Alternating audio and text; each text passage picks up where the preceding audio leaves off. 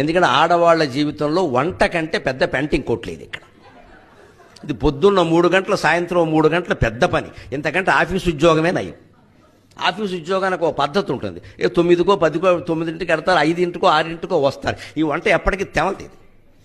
Into మగాడు మధ్యాహ్నం 1 గంటకైనా భోజనం చేసి పడుకుంటాడు, ఆడాడు పడుకోలేరు. నా వంటిల్లంతా సర్దుకోవాలి. అప్పుడు వస్తుంది ఈ పని మనిషి. నువ్వు ఎందుకు రాలేదంటే మనాడు మానేస్తుంది.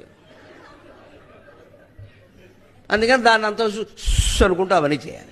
అయ్యేసరికి ఈయన లేచి టీ పెట్టావా అంటే ఈ సొమ్మేం పోయింది.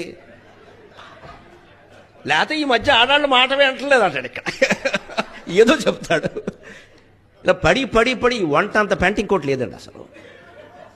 అది అయ్యే పని కాదు. అది ఎంతకి తెమలదు. పైగా ఏదైనా మిగిలిపోయిందంటే బాధ. మిగిలిపోయింది బయట పారేయడం ఇష్టం లేక లోపల పారేస్తారు, లావెక్కిపోతారు. ఇదో గొడవ.